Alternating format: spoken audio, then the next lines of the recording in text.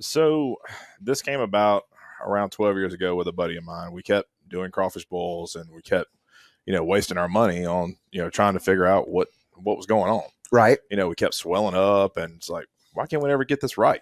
Why is it different every time? Right.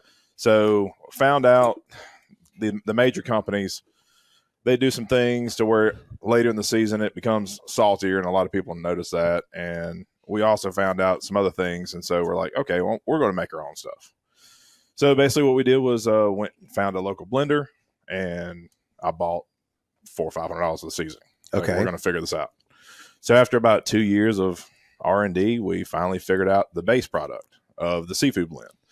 And then we were like, man, this is great. This is fantastic. We can adjust and do what we want to do. We're measuring our water. We're doing everything right to make sure it's consistent, because we don't want anybody to come back to our house and go, hey, man, I told this guy about your crawfish or your seafood or whatever. Right. And man, it's amazing. You come back and you're like, that's terrible. This is not what it is. Right. So we wanted a consistent product for everybody. And a consistency for us was getting all the salt out of it. Yeah, that's a big thing. And that's what we want. You can add more salt. You can't ever take it away. That's right.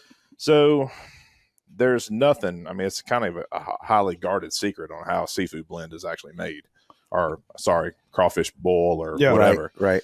So through some trials and tribulations, finally figured it out. We actually adjusted it a couple of more times and adjusted the salt ratio from 90 milligrams, what it was originally, to now it's 135. Is that per one of those? Not one of those bags up there? Yeah, it's 135 milligrams per serving. Okay. One of those bags.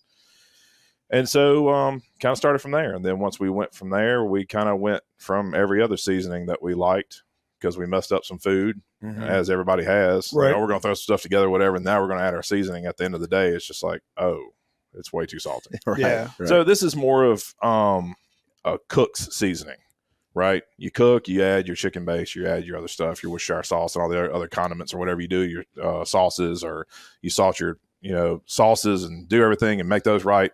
You don't want to add more salt with your seasoning at the end. So this is something that you can add and then salt at the end to your liking or to your tasting. Okay. So more flavor. Yeah. You're trying to focus on the flavor side of things. Exactly. Salt to taste. So it's real high, and I guess it's concentrated, seasoning. Right. And then at the end you can add salt to your flavor. So did I hear you say though that y'all were using like whatever brands, right? Anyone you get from Walmart or whatever store, and they change those. So they blend in batches of like 12 to 1,500 pounds, and I'm sure the bigger companies do more volume than that. Right. Right. And so they get saltier throughout the end, and more people that I've talked to actually notice that too. They're like, man, that toward the end of the season, it's like it gets more saltier. Then that's on purpose for them, or is it? I don't think so. Okay. Quality control. Probably. They just throw whatever was left, just throw it back in there. Yeah, when you're doing thousands of pounds at a time versus we're doing 40 pounds at a time. Right. You can kind of get your measurements better.